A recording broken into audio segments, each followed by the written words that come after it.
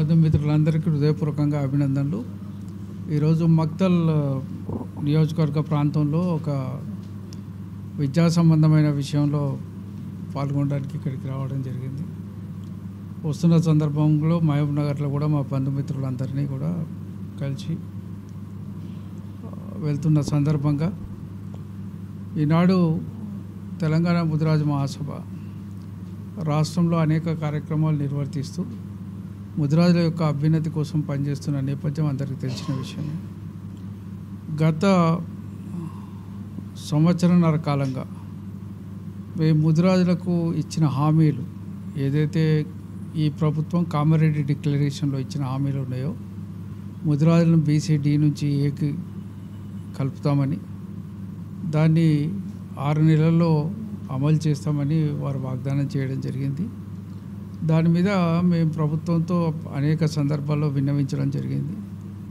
6 నెలల క్రితం అన్ని మండల కేంద్రాల్లో మరి మీ మహబూబ్ నగర్లో కూడా రిప్రజెంటేషన్స్ ఇవ్వడం జరిగింది.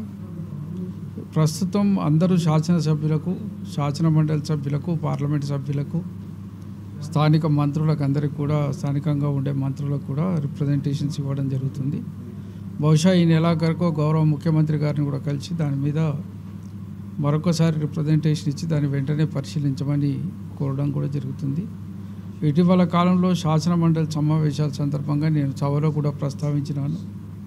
మరి ఆనాడు మేనిఫెస్టో కమిటీలో సభ్యులుగా ఉన్న శ్రీధర్ బాబు గారికి కూడా గుర్తు చేసినాను.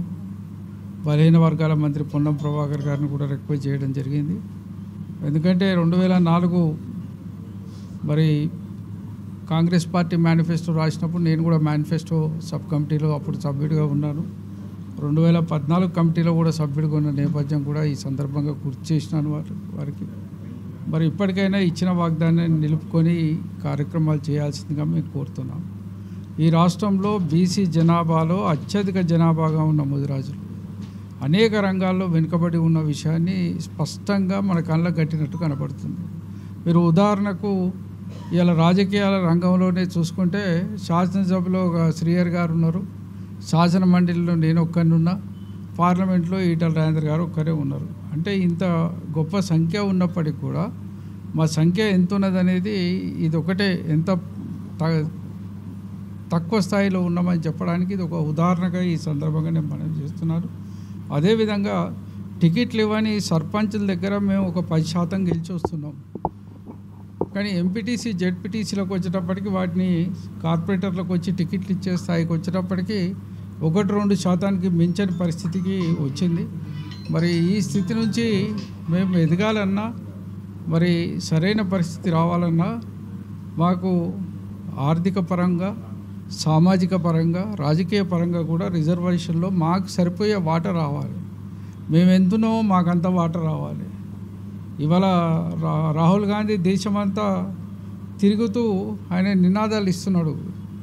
ఎవరికి ఎంత సంఖ్య ఉంటే వారు అంత భాగదారి కావాలి, వారికి అంత వాటా రావాలని ఆయన నినాదం ఇస్తున్నాడు. మరి కాంగ్రెస్ పార్టీని కూడా మేము కోరేది ఏమిటంటే, గౌరవ ముఖ్యమంత్రి గారు ఈ ప్రాంతం చెందిన వారే, వారికి మహబూబ్ నగర్ జీవితం గురించి బాగా తెలుసు. ఇక్కడ అత్యధిక సంఖ్యలో ఉన్న ముదిరాలకు జరుగుతున్న అన్యాయాల గురించి కూడా తెలుసు. మరి అతి కష్టం మీద ఎన్నో ఏండ్లకు మా ఒక శాసనసభ్యుడు ఇలా మళ్ళీ మహబూబ్ నగర్లో అడుగుపెట్టినాడు. ఒకనాడు గొప్ప చరిత్ర ఉంది మాకు మహబూబ్ నగర్లో. చంద్రశేఖర్ గారు కావచ్చు, ఎర్ర సత్యం గారు కావచ్చు, ఎర్రశేఖర్ గారు కావచ్చు, బాలకృష్ణయ్య గారు కావచ్చు, నరసింహుల నాయుడు గారు కావచ్చు, మరి మా రంగదాస్ గారు కావచ్చు, ఇట్లా లైట్ ఆంజనేయులు కావచ్చు, అనేక మంది పెద్దలు మరి ఇక్కడి నుంచి శాసనసభకు ప్రాతినిధ్యం వహించిన వాళ్ళు ఉన్నారు. ఏకకాలంలో మాకు 3-4 శాసనసభ్యులు కూడా మహబూబ్ నగర్ నుంచి ఉండే. మా దురదృష్టం ఇవాళ ఒకరికే పరిమితం అయిపోయింది. రానున్న రోజుల్లో ఖచ్చితంగా ఈ వాటా పెంచుకోవడానికి కూడా మేము ప్రయత్నం చేస్తాం. రానున్న త్వరలో నేను అన్ని జిల్లాలు కూడా పర్యటించి అంతటా సమావేశాలు, సభలు పెట్టి మా జాతిని చైతన్యం చేయడానికి కృషి చేస్తానని కూడా ఈ సందర్భంగానే తెలియజేస్తున్నాను.